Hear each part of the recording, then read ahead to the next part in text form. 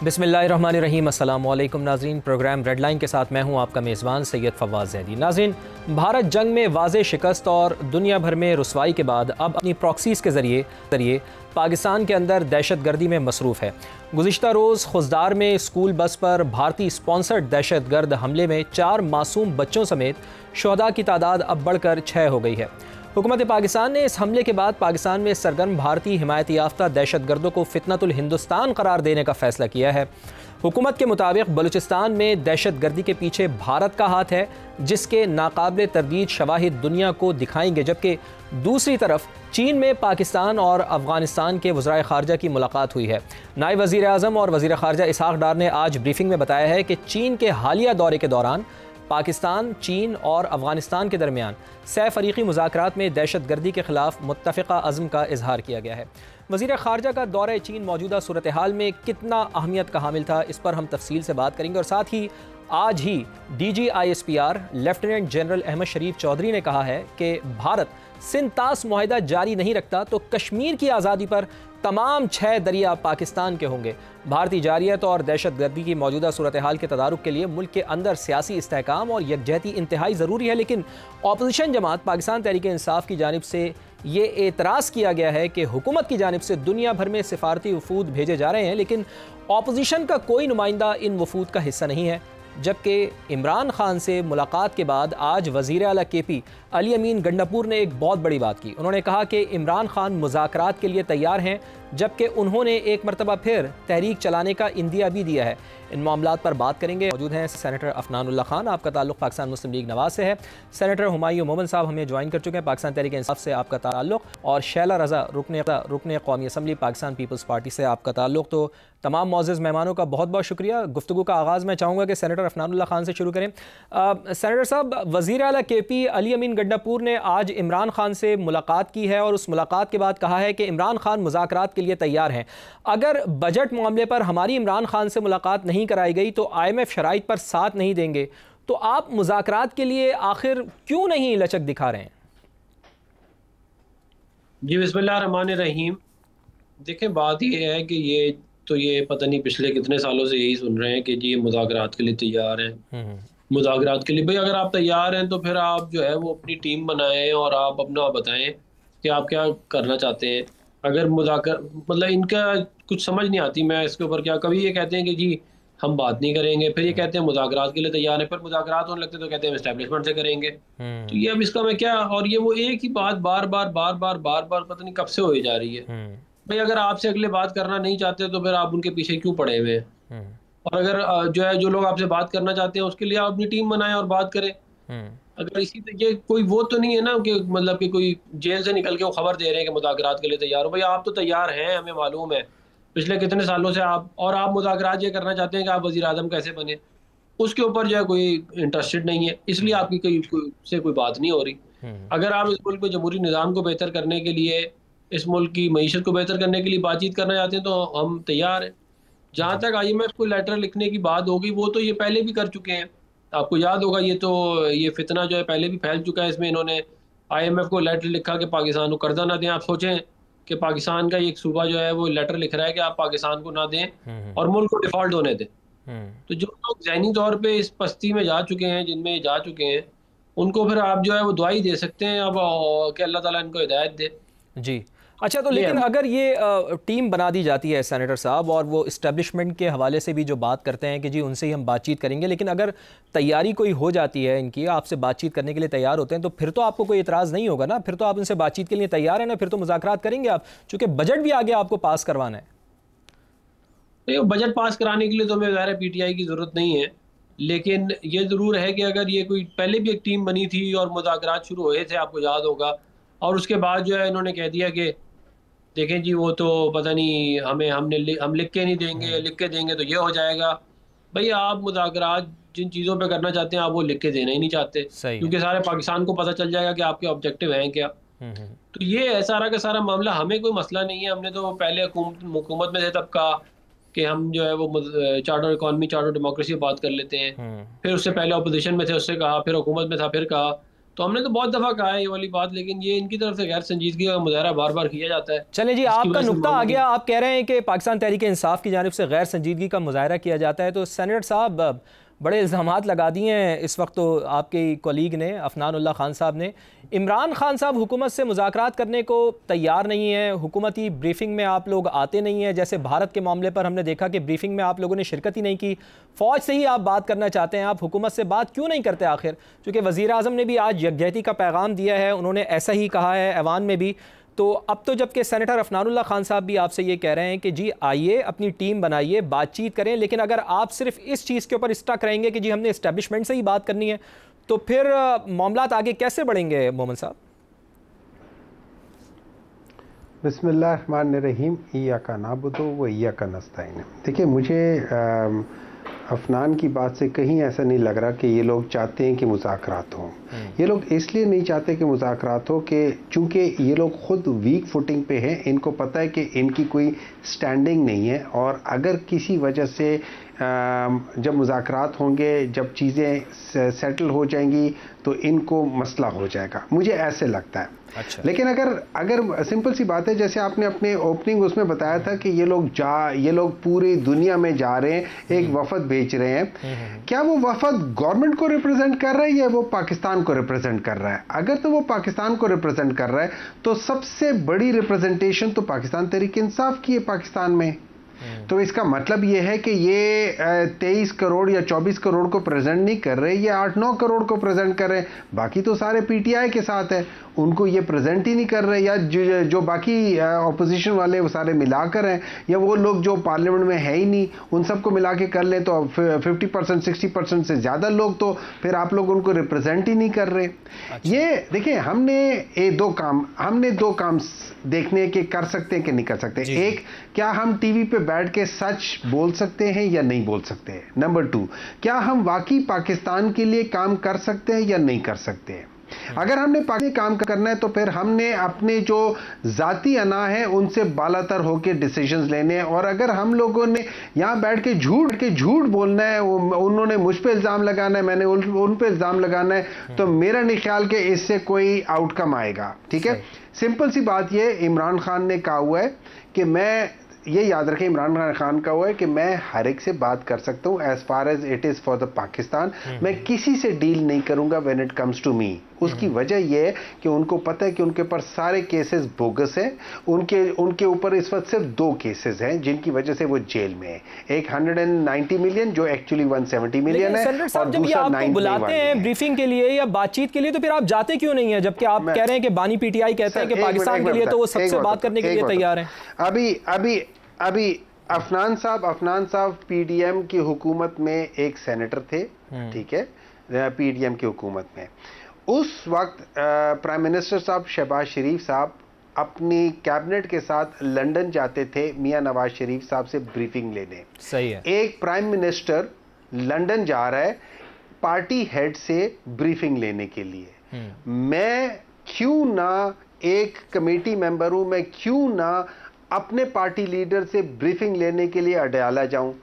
और number 2, as per the law जो jail manual है वो कहता है कि 6 से 8 बंदे जो इमरान खान नाम ले वो जाके मिल ले। भाई आपके भी तो वजीर आला जाते हैं ना, अडयाला जेल जाते हैं, तो अगर वो भी उनके पास जा रहे हैं तो इसमें मसला क्या है? एक मिनट है, देखिए ना, अगर वो भी चले गए तो क्या मसला है? एक मिनट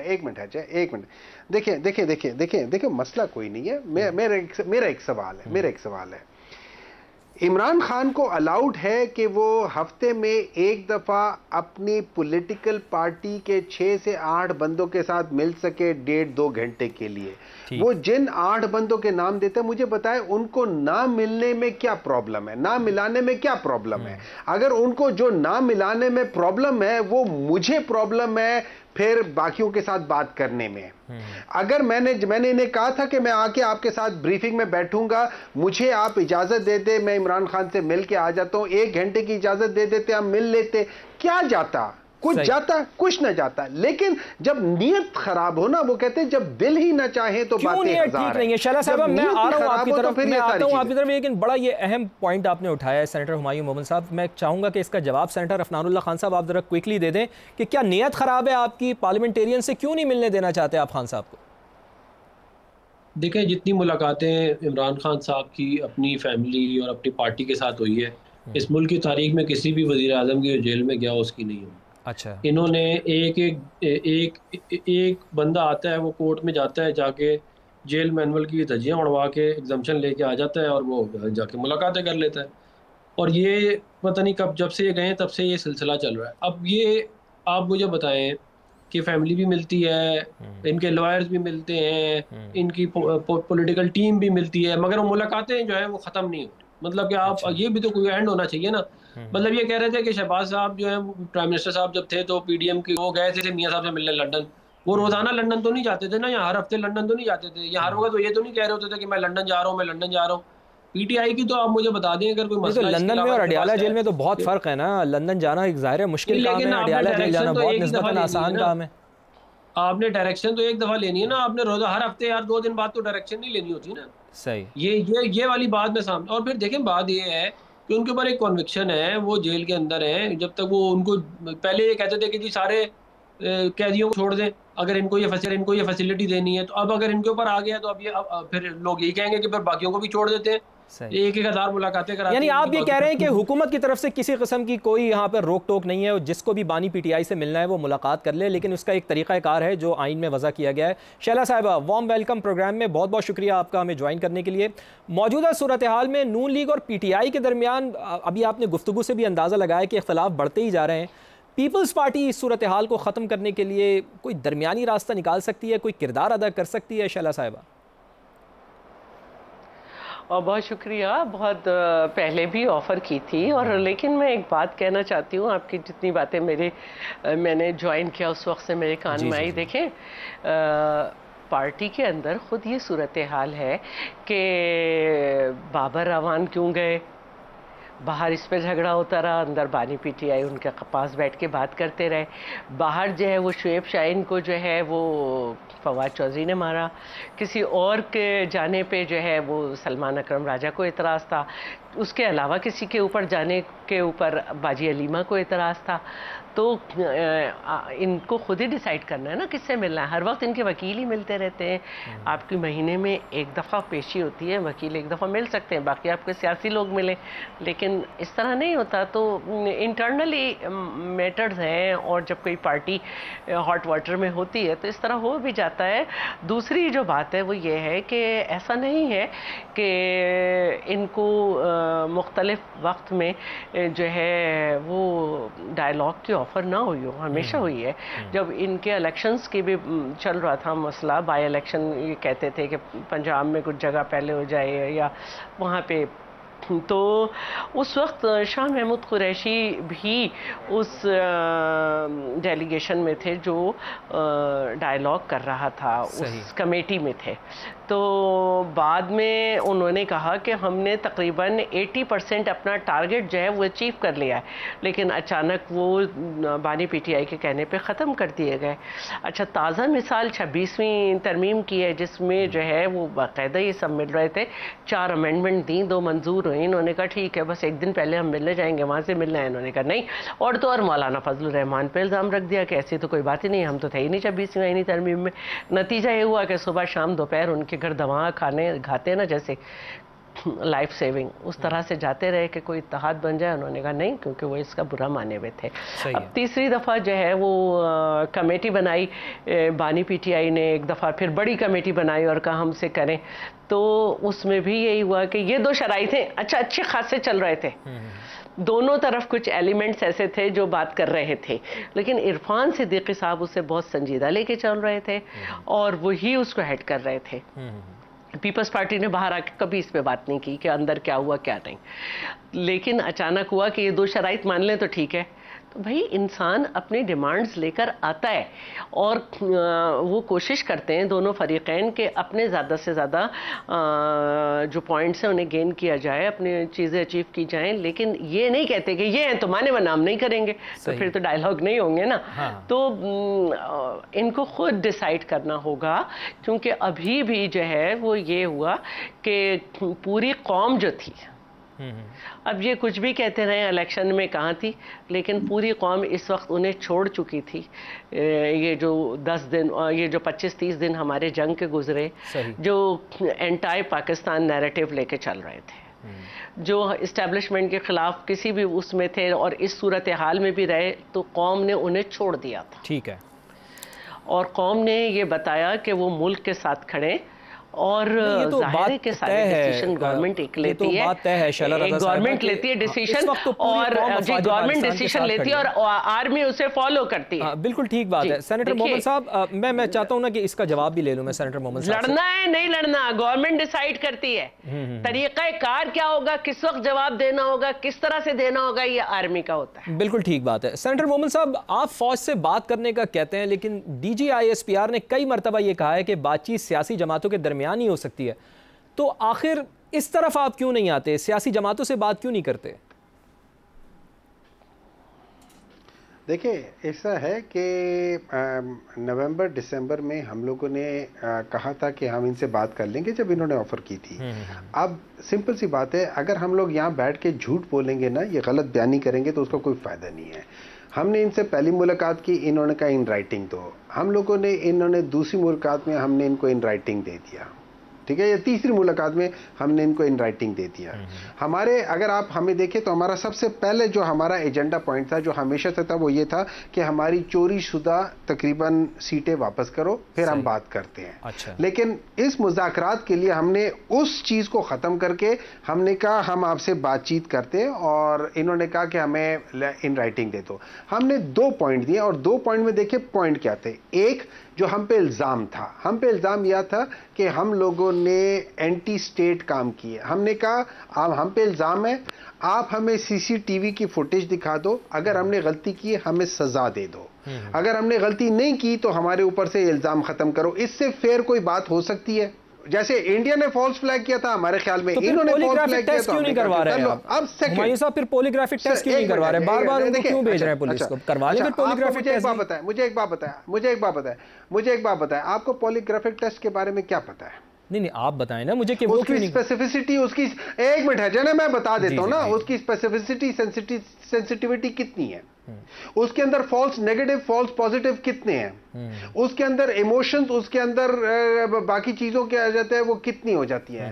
देखिए, इट इज नॉट, और नंबर 2, उसमें से कोई चीज हो जाए, it is not again in the legal world, कुछ भी हो जाए हुमायूं मोहम्मद साहब, कुछ भी हो जाए, अगर आपका दामन साफ है तो आपको तो फिर किसी किस्म की कोई मुश्किल होनी नहीं चाहिए ना। नहीं, देखिए आप कहें जी करा लें, आपका दामन साफ नहीं है, मुझे नहीं है सर, मुझे नहीं है। मैं आज एक बात कर देता हूं, आज इंडिया कहते पाकिस्तान को कि प्राइम मिनिस्टर को कह के आओ मैं तुम्हारा पॉलीग्राफिक टेस्ट कराता हूं कि तुम बताओ, सब ये ज्यादती हो जाएगी ना, फिर आप कहां की बात को कहां मिला रहे हैं? एक मिनट, मैं आपको सुन ले, और यार मैं गलत बात करूं, आप सुन तो लेना, मेरी गलत बात ही सुन लेना। मैं अगर मैं कहूंगा कि पॉलीग्राफिक टेस्ट में करा लो तो आप कहोगे कि नहीं। देखिए, बहुत सारी चीजें आप उधर नहीं चाहते हो, क्योंकि उसके अंदर फॉल्स नेगेटिविटी या फॉल्स पॉजिटिविटी का बहुत हाई रेशियो है। आप इस तरह की जगहों पे नहीं जाते हो जहां पे आपके पूरी जिंदगी की जो कुछ आपने किया होता है उस पर दाव है, और फिर जो करने वाला है वो कैसा है, वो चीजें हमें क्या पता कि ये कितने, इतना तो पता है जो बंदा आपकी पूरी सीटें चुरा सकता है, वो आपको खराब करने के लिए, जो आपके लिए ऊपर बाकी चीजें कर सकते हैं, वो आपको खराब करने के लिए क्या कुछ नहीं कर सकता। चले जो ये गलत बयानी कर सकता है कि जो, एक मिनट है जाए, जो ये गलत बयानी कर सकता है कि जी हर वक्त तो जाके इनके लोग मिल रहे होते हैं, वो और सबके सामने कर रहे होते हैं, वो और क्या करेगा? हम क्यों हर दफा ये कहते हैं कि हमसे मुलाकात नहीं हो रही? क्यों हम कहते हैं कि यार हुमायूं के भेजो, ये जाके अफनान को भेज देते हैं। हम कहते हैं हुमायूं और अफनान को भेजो, ये जाके शैला रजा को भेज देते हैं। बड़ा वैलिड पॉइंट है आपका, इस पॉइंट का मैं जवाब लूंगा, मैं इस नुक्ते का जवाब लूंगा सेनेटर अफनानुल्लाह खान साहब से। शैला रजा साहब, आपकी तरफ भी आता हूं, आपने कोई कमेंट करना है, लेकिन मुझे एक क्विकली ब्रेक लेनी है। ब्रेक के बाद नाज़रीन दोबारा ज्वाइन करते हैं, हमारे साथ रहिए। प्रोग्राम में एक बार फिर खुशामदीद नाज़रीन। आज कोर कमांडर्स कॉन्फ्रेंस भी हुई है, जिसमें कहा गया है कि पहलगाम वाक़े की आड़ में की जाने वाली जारियत की नाकामी पर भारत पाकिस्तान में बदअमनी फैलाने के खुफिया मंसूबे पर अमल दरामद कर रहा है। पाकिस्तान को कमज़ोर करने के लिए प्रॉक्सीज़ का इस्तेमाल भारत का वतीरा रहा है। शुरकाए कॉन्फ्रेंस पाकिस्तान किसी सूरत में भी बैरूनी सरपरस्ती में होने वाली दहशतगर्दी के ज़रिए अपने अमन पर समझौता करने की इजाज़त हरगिज़ नहीं देगा। इंतशार और खौफ की फ़िज़ा पैदा करने के लिए बैरूनी सरपरस्ती में काम करने वाले मुल्क दुश्मन अनासर को कौमी आज़म और मुकम्मल इस्तेदाद के साथ नीस्तो नाबूद कर दिया जाएगा। तो इसके ऊपर भी अब हम प्रोग्राम के इस सेगमेंट में दहशतगर्दी जो हालिया हुई है खुजदार में मासूम बच्चों को निशाना बनाया गया, उस पर भी अपने पैनल से बात करेंगे। लेकिन शैला रज़ा साहिबा, क्विकली जो ब्रेक पे जाने से पहले हम बात कर रहे थे पॉलीग्राफिक टेस्ट के ऊपर, आप जो बानी पीटीआई के हवाले से सेनेटर मोमन साहब कह रहे थे कि वो ज़रूरी नहीं है, उसके ऊपर कोई कमेंट करना चाह रही थी। शॉर्टली आप कमेंट कर लें, फिर मैं ज़रा दहशतगर्दी के जो हालिया वाक़यात हुए हैं इसके ऊपर गुफ्तगू। मैं ये कहना चाह रही थी कि किसी को झूठा वूठा कहने के लिए इंसान को सिर्फ ढीठ होना ज़रूरी है, और अपनी बात को जोर से कहने से जो है कोई झूठा नहीं हो जाता। कमेटी किसी ने नहीं कहा था डायलॉग कर रहे हैं, खुद बानी पीटीआई ने बनाई, फिर कहा मैंने बड़ी कमेटी बना दी, फिर कुछ सिफारिशात और आ रही थी, फवाद चौधरी का बयान और आ रहा था, तो उस पे कहा गया कि लिख के लाएं, क्योंकि यही होता है इनके यहाँ, कोई एक बात करता है कोई दूसरा करता है, तो सारी सूरत हाल सबको पता है। रही बात ये कि आपको अगर सबूत पेश करने हैं ना, तो आपने कमेटी फवाद चौधरी का जिक्र कर रही है बार बार, वो भाई पीटीआई में नहीं है वो शैला रज़ा साहिबा भाई, उस वक्त के बाद हुए, उस वक्त के बाद उनके लिए कहा गया है कि ये नहीं है, उस वक्त थे। चले अब तो वो नहीं है ना, मैं आपको एक बात बता दूं, आपको सबूत, एक मिनट आप मुझे बात पूरी करने दें, आपको सबूत अदालत में पेश करने, कमेटी में नहीं करने, कमेटी नहीं डिसाइड करेगी। और जो जुडिशल कमीशन है उसकी कोई भी रिपोर्ट बाइंडिंग नहीं है कोर्ट पर, तो आप एक बस आप बिजी करते हैं लोगों को, और करना अपने कुछ नहीं होता। और जो भी आपने तहरीक चलाई है वो नाकाम ही हुई है। और नंबर ऑफ पटिशंस देख लें इलेक्शन कमीशन में, जिसमें गवर्नमेंट साइट्स की भी और इनकी हैं, वो कितनी है पता नहीं। चले वैसे फवाद चौधरी का कुछ कह नहीं सकते आखिरी वक्त तक कि वो किस पार्टी में, चूंकि आज भी उनकी बानी पीटीआई से मुलाकात हुई है। मैं आगे जाना चाहता हूँ, सेनेटर अफनानुल्लाह साहब को भी उसके बाद आया है, जब उन्होंने पिटाई की है शुएब शाहीन की, फिर आया है। चलें जी, सेनेटर अफनानुल्लाह साहब, आलमी सतह पर आप लोग वफूद भेज रहे हैं, बहुत अच्छी बात है, पाकिस्तान का नैरेटिव आप लोग बिल्ड कर रहे हैं, लेकिन पीटीआई या ऑपोजिशन के लोगों को शामिल कर ले तो ज़्यादा बेहतर नहीं होता ये फैसला? आज मरियम नवाज़ ने भी कहा है कि जो 9 मई को हुआ और जो कुछ भारत ने किया है उसमें कोई ज़्यादा फ़र्क नहीं है। पीटीआई और भारत को अब एक पल्लड़े में तो नहीं तोला जा सकता ना सेनेटर साहब? देखिए, बात यह है कि मरियम नवाज साहबा ने जो बात की है उसका जो बैकग्राउंड है वो ये है कि जब पाकिस्तान पे हमला हुआ था और पूरी कौम जो है वो अफवाज के साथ खड़ी थी और पूरी कौम में यकसुई थी, उस वक़्त इनके लोग जो हैं वो तफरका फैला रहे थे, जी। वो तासुब की बातें कर रहे थे, वो इंतशार फैला रहे थे, वो इंडिया की लाइन ले रहे थे। सारे नहीं, लेकिन इनके बहुत सारे सीनियर लोग भी जो है वो ये काम कर रहे थे। और आप उनकी जाके उनका सोशल मीडिया के जो अकाउंट्स है वो भी देख सकते हैं, उनकी जो वीडियोज़ वगैरह हैं TV पे चली हैं, बाकी जगहों पे वो भी देख सकते हैं। तो उस पस मंज़र में तो उन्होंने ठीक कहा है ना मरीम नवाज साहिबा ने कि ये जो है वही काम कर रहे थे जो इंडिया कर रहा था, इस मुल्क पे हमला कर रहा था। तो फिर जहाँ तक बात है कि देखें, ये कह रहे हैं कि जी हम लोग जो हैं वो TV पे बैठ के झूठ बोल रहे हैं। बात ये है कि ये तो मतलब क्या डिसाइड अल्लाह ताला करेंगे या कोई और करेगा, ये तो नहीं कर सकते ना। ये मतलब वो वाली पार्टी जिसका वतीरा ही नैरेटिव बनाना हो, जो झूठ के बुनियाद के ऊपर चलता हो, वो किसी और को झूठ बोलने की क्या बात करेगा। हम तो ये कहते हैं कि भाई आप पॉलीग्राफिक टेस्ट करा लें, आप तो सादिक और अमीन है, हम तो हैं ही नहीं। आप तो सादिक और अमीन, आप तो खुद कहते हैं मैं सादिक और अमीन हूँ, तो करें ना पॉलीग्राफिक टेस्ट। अब उसके लिए आप हीले और बहाने ढूंढ रहे हैं। आपका जो टेस्ट कैलिफोर्निया में हुआ वो भी फेल हो गया, आपका टेस्ट अडियाला में हुआ वो भी फेल हो गया। भाई सारे टेस्ट आपके फेल हो जाते हैं, आप और उसके बाद आप पकड़े भी रंगे हाथ हो जाते हैं, और फिर आप दूसरों को आप कह रहे हो। लेकिन वो ये नुक्ता दे रहे हैं ना, वो कह रहे हैं कि पॉलीग्राफिक टेस्ट अगर हम करवा भी लें तो अदालत उसको एक्सेप्ट करेगी। सेनेटर साहब, वो तो कह रहे हैं कि अदालत एक्सेप्ट ही नहीं करेगी, उसकी लीगल वैल्यू क्या होगी उसकी? देखिए, लीगल वैल्यू उसकी बिल्कुल होती है, क्योंकि आप एक डेमोन्स्ट्रेट करते हैं कि जी आपने जो बात की वो ठीक है कि नहीं है। और वो और मैं तो इसलिए कह रहा हूँ क्योंकि ये सादिक और अमीन है, तो इसलिए आम आदमी होता तो शायद हम कहते हैं कि ना ही कराए। अच्छा। लेकिन एक बंदा कहता है ये सादिक और अमीन है, मैं तो जी रास्ते मदीना बनाने लगा हूँ, चलें तो वो पोलीग्राफिक टेस्ट देते हैं, उसकी जान निकल चलें रही जी, है। पोलीग्राफिक टेस्ट पे बहुत बात हो गई। मैं ज़रा चाह रहा हूँ कि दहशतगर्दी के ऊपर भी बात हो जाए। सेनेटर हुमायूं मोमिन साहब, भारत जंग के बाद हिंदुस्तान अब वजाहतों पर, पाक भारत जंग जो हुई है उसके बाद हिंदुस्तान अब वजाहतों पर आ गया है, दिफाई पोजीशन में आ गया है। इनकी तरफ से धमकियां दी जा रही हैं, मगर वो भारत के अंदर इंतखाबी सियासत के तनाजुर में ही ज़्यादा देखी जा सकती हैं। तो हुकूमत पाकिस्तान की पॉलिसी क्या आपको लगता है कि मौजूदा सूरत हाल में बेहतर रही है या इसमें और मज़ीद बेहतरी आ सकती है? हुमायूं मोमिन साहब, देखिए, सबसे पहले तो हमें नहीं पता कि इनकी पॉलिसी क्या है। ये अपीजमेंट पॉलिसी है, इन्होंने हमेशा अपीज किया है। दे हैव ऑलवेज, इनका पता नहीं क्यों, इनका मुझे ऐसा लगता है जैसे इनका कॉन्फ्लिक्ट ऑफ इंटरेस्ट है। जब यहाँ बात आ जाती है, हमने देखा हुआ है कि मोदी इनके घरों में, इनके प्राइवेट फंक्शंस में आते हैं, शादी ब्याह में, वो गम खादी में आते हैं। तो गम खादी में तो वो आते हैं जो आपके रिश्तेदार हो, जो आपके दूर पार के, जिनके साथ बहुत उठना बैठना हो, उनके लिए आप स्पेशल करते हो। हमने ये भी देखा हुआ है कि जिंदाल टाइप जो लोग जो होते हैं वो इन्हीं के साथ नजर आते हैं, ना मेरे साथ आते हैं, ना आपके साथ आते हैं, ना शैला रजा साहब के साथ आते हैं। इनके साथ ही क्यों नजर आते हैं? फिर मुझे एक बात बताएं, यही लोग वाजपेयी को के साथ उनकी हां में हां मिला के क्यों कहते हैं कि अगर मैं वाजपेयी की जगह होता मैं भी कहता कि मेरी कमर में छुरा खोंपा गया है। फिर यही लोग क्यों इंडिया में कहते हैं कि जी हां, ये मुंबई अटैक तो पाकिस्तान से हुआ है। फिर यही लोग हर दफा क्यों जब किसी फंक्शन के लिए इंडिया जाते हैं तो वहां पे हुर्रियत कॉन्फ्रेंस वालों से मिलने से इनकार कर देते हैं?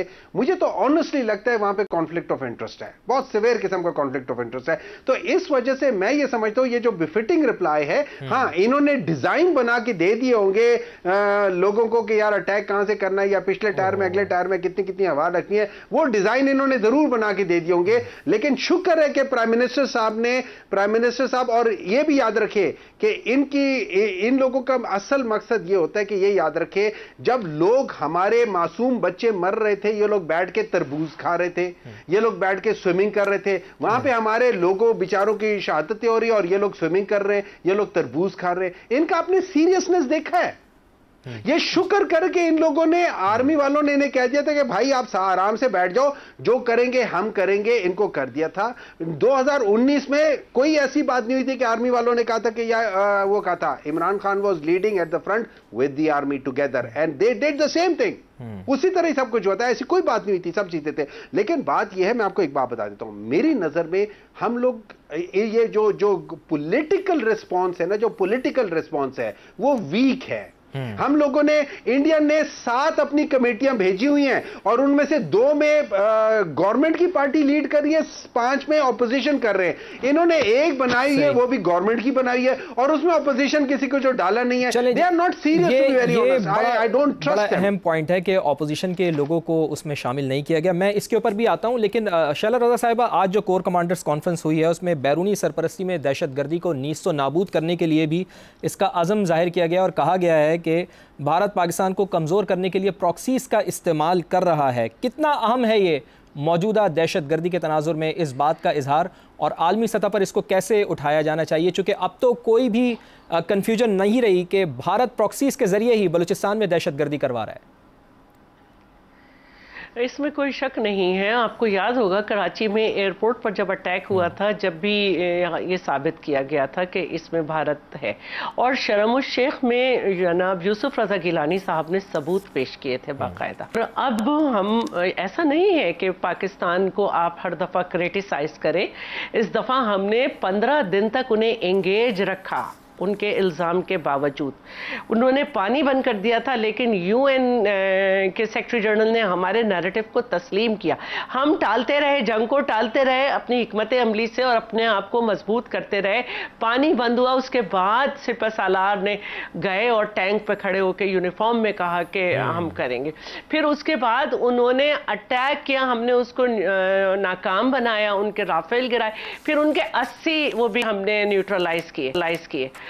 तो उसके बाद भी अगर आप देखें तो मैं ये समझती हूँ कि जिस रात हमला किया गया है उस दिन इतनी तवील प्रेस कॉन्फ्रेंस मैंने अहमद चौधरी साहब को इतना संजीदगी से और इतनी लंबी प्रेस कॉन्फ्रेंस मैंने कभी नहीं देखी उन्होंने की। तो हमने बाकायदा काम किया है। आज भारत अकेला है और हमारे साथ ममालिक हैं और अल्हम्दुलिल्लाह हमारी बात को सुना जा रहा है। अब अगर उन्होंने वफूद ज्यादा बनाए तो उन्हें जरूरत थी, क्योंकि पहले वो डिवाइड थे, उनका मीडिया उनका साथ नहीं दे रहा था, उनकी ऑपोजिशन ने उन्हें अकाउंटेबल किया, फिर उन्होंने उन्हें कंट्रोल किया और जाहिर है फिर मुल्क का मामला सब एक पेज पर आ गए। लेकिन हमारे यहाँ ना हमारा मीडिया हमारी गवर्नमेंट और की पॉलिसीज और ना फौज की का परफॉर्मेंस को अकाउंटेबल कर रहा था और ना अवाम, सब मुतमईन थे। तो मैं ये समझती हूँ कि उनकी हिकमत अमली अपनी जगह, लेकिन हम बेहतर हिकमत अमली से चले। और आज भी हमारा पानी बंद है, ये बहुत अहम चीज़ है, और हम बहुत अहम चीज़ है कि आज भी हमारा वो पानी बंद करने की कोशिश कर रहा है और हम बहुत तहम्मुल से इस चीज़ को हैंडल कर रहे हैं। और अब वक्त आ गया भारत के खिलाफ सबूत हैं वो दुनिया के सामने हम पेश करें। एक ब्रेक लेनी है नाज़रीन मुझे, ब्रेक के बाद दोबारा हाजिर होते हैं।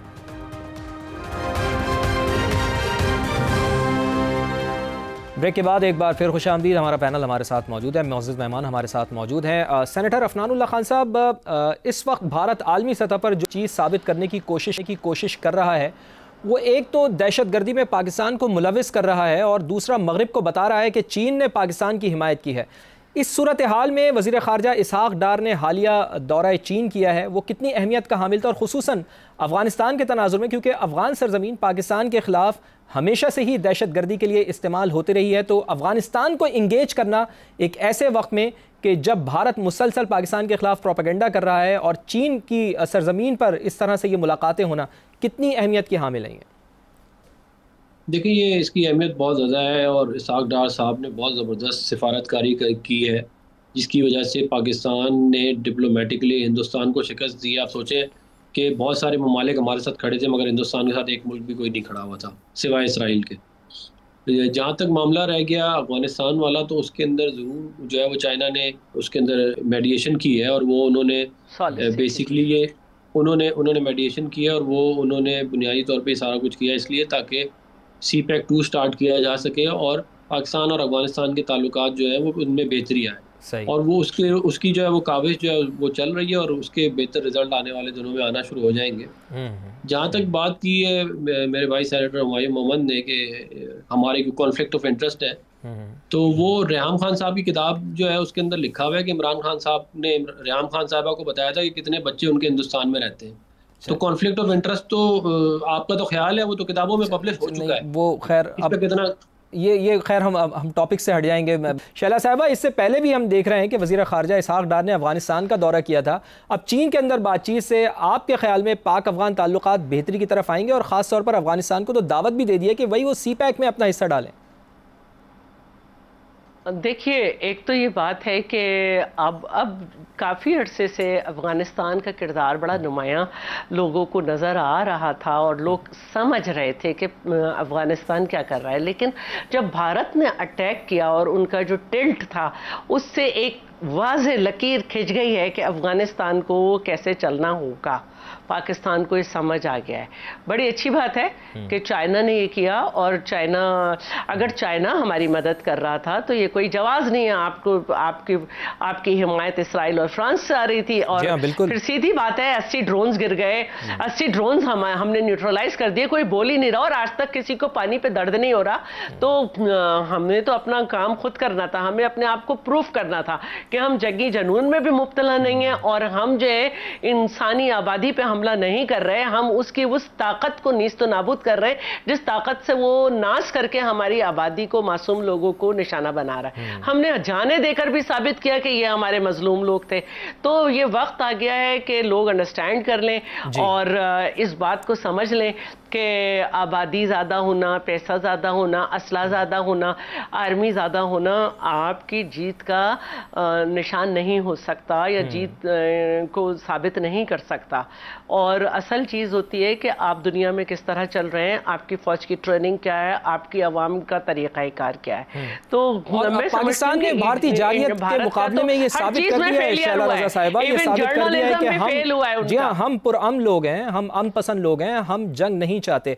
बहुत बहुत शुक्रिया। चूँकि प्रोग्राम का वक्त ख़त्म हो गया है, सेनेटर साहब आपका शुक्रिया, हुमायूं मोमिन साहब हमारे साथ मौजूद थे, आपका शुक्रिया, शैला रज़ा साहिबा आपको भी शुक्रिया। नाज़रीन, आपने प्रोग्राम देखा, आपका भी बहुत शुक्रिया। अपने मेज़बान फवाज़ ज़ैदी को इजाज़त दीजिए, इंशाअल्लाह आपसे होगी फिर मुलाकात। तब तक के लिए अल्लाह ने के बाद।